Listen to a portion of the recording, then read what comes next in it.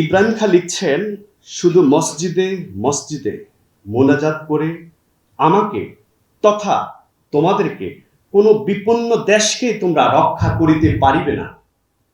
জ্ঞানের তপস্যা ছাড়া মুসলমান সামনে পুনরুত্থানের আর কোনো পথ খোলা নাই।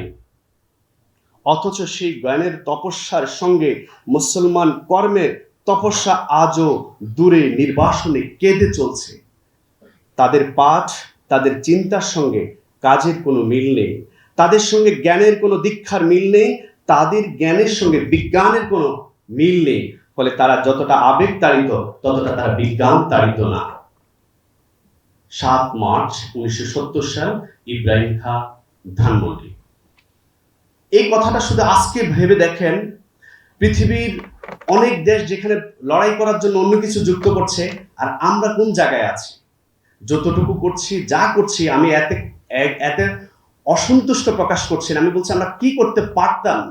আমাদের কোটি কোটি টাকা যেমন প্রচার হচ্ছে, আমাদের ফাইয়াজ কিন্তু বলে গেল তাদের ওখানে সেই জায়গাটুকু সাপোর্ট দেওয়া হচ্ছে না।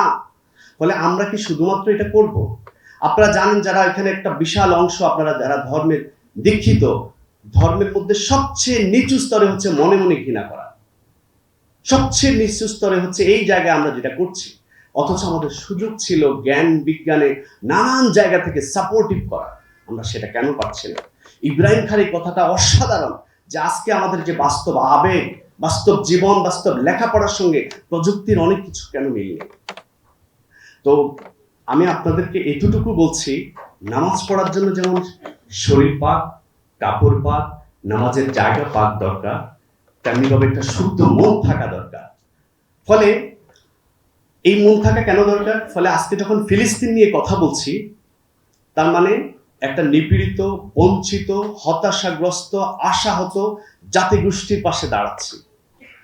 আমি কি নিজে ফিলিস্তিনের পক্ষ হয়ে ফিলিস্তিনের ভূমিকায় আছি, না ইসরায়েলের ভূমিকায় আছি? আমার পাশ থেকে আমার প্রতিবেশীকে আমার হক নষ্টর জায়গা থেকে আমি ঠিক আছি? আমার পাশের যে নদীটা আছে, এটাকে আমি দখল করছি? আমার পাশে যে গরিবের এতিম হক আছে, আমি নষ্ট করছি? ফলে দিনের পর দিন আপনি নিজে ইসরায়েলের ভূমিকায় থেকে ফিলিস্তিন নিয়ে কথা বলার পবিত্রতা আপনার মধ্যে হয়। আজকে সকালে শেখ হাসিনার একটা অডিও শুনছিলাম, তিনি বলছে রাসূল পাক সাল্লাল্লাহু আলাইহি ওয়াসাল্লাম যেভাবে নির্যাতন সহ্য না করতে পারে চলে গেছে, তিনিও নাকি নির্যাতন সহ্য করতে না পারে ভারত চলে গেছে। হায় হায়, কোথায় এসে পড়লাম, কোন পাগলের মেলায়! এই পাগল নাকি এখন হিজরত করতে গেছে কোথায়? ভারতে। এই তার মক্কার মদিনা, এই তার শেখ পরিবারের সিলসিলা। ফলে আমরা একটা পাগলের মেলায় আছি। ফিলিস্তিন যে মানে টর্চার সহ্য করেছে, আমরা এখানে কিছুদিন সহ্য করেছি। আপনারা গত জুলাইকে ফিলিস্তিনের চেয়ে কোনো কম আগ্রাসী ছিল না। র্যাব, ভিডিবি, আর্মি, আমাদের লেখক বন্ধুরা আবিদ আজম সহ বোরহান ভাই সহ আমরা যখন বিশ্ব সাহিত্য কেন্দ্রের সামনে 2 অগাস্ট দাঁড়িয়েছিলাম, 9টা গাড়ি আমাদের ঘিরে রেখেছে, আমরা মাত্র ছিলাম 40 জন। আসলে বিক্ষুব্ধ কবি লেখক সেদিন কথা বলেছি, আজকেও আমরা শুধু কথা বলতে চাই না। আপনাদের কাছে, আপনাদের মাথায় আমার হাত, আপনাদের পায়ে আমার হাত। দয়া করে আপনারা বিজ্ঞানকে উৎসাহিত করেন। শুধু আবেগ দিয়ে আপনি পৃথিবীতে লড়াই করতে পারবেন না। তো আমি ইব্রাহিম খাঁর কথাটা বলি এবং ফাইয়াজের কথাটা বলি, আপনারা দয়া করে একই সঙ্গে এই জায়গাটুকু আমাদের যারা রাষ্ট্রপ্রিয় নায়ক আছে তাদেরকে বলে আমাদেরকে যেন ক্যাপাবল করে তোলে বিজ্ঞানের জায়গা থেকে, ক্যাপাবল করে তোলে মানে লড়াইয়ের জায়গা থেকে। হাসিনার সাথে শুধু লড়াই আমরা শুধুমাত্র কথা দিয়ে পারতাম না, যদি আমাদের শিক্ষার্থী বন্ধুরা দিনের বন্ধু তাজা রক্তের বন্ধু 2 হাত উঁচু করে না দাঁড়াতো। একই সঙ্গে দিনের পর দিন তারা নানান পরিকল্পনা শুধু করেছে। শুধুমাত্র কথা দিয়ে হাসিনাকে হটানো যায় না। হাসিনাই হচ্ছে ইসরায়েল। এই ইসরায়েলের ভূমিকায় আবার আরেক কাউকে কি আমরা ইসরায়েলের ভূমিকা আনার জন্য প্রস্তুত হচ্ছি? আপনারা সেটা দেখবেন। এক হাসিনা চলে গেছে, লক্ষ হাসিনা আপনার ঘরে।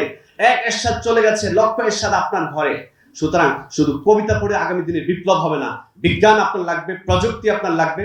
একই সঙ্গে যার যে কাজ, যার দায়, যে দায়িত্ব, সেটা পূরণ অবশ্যই করতে হবে। ছোট্ট করে লাস্ট একটা তথ্য আপনাকে জানাই। গভর্নমেন্টের পলিসিতে যত তথ্য ইউনিয়ন থেকে বিভাগীয় পর্যন্ত যত তথ্য দেয়া হয়, এটাকে বলা হয় জাতীয় তথ্য বাতায়ন। জাতীয় তথ্য বাতায়নে 28টি ক্যাটালগ আছে।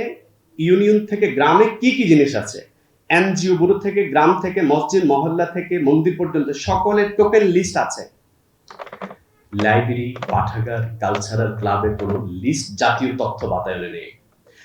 একজন জেলা প্রশাসক, উপজেলা প্রশাসকের যে কাজ, সেখানে 39 নম্বর কাজের মধ্যে আছে বই পাঠ উদ্বুদ্ধকরণ, বিজ্ঞান উদযাপনকরণ। 39 নম্বর তালিকা, আপনি খেয়াল করেন। ফলে রাষ্ট্র আপনাকে কোথায় গুরুত্ব দিচ্ছে?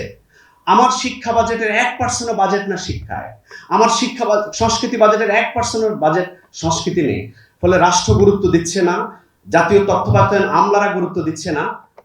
এবারের গণঅভ্যুত্থান অন্যতম সিলসিলা ছিল কালচারাল রেভলিউশন, অথচ 5 তারিখের পরে জামাত, বিএনপি কিংবা এনসিপি কারো মুখে আগামী দিনের সংস্কৃতি কিভাবে নির্মাণ হবে সেরকম কোনো রূপরেখা আমরা পাই না।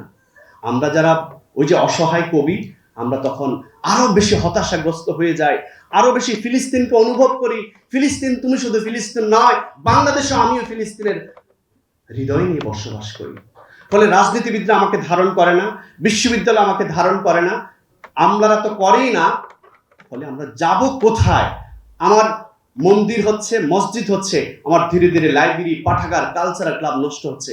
আমরা কি শুধুমাত্র এখান থেকে লড়াই করতে পারবো?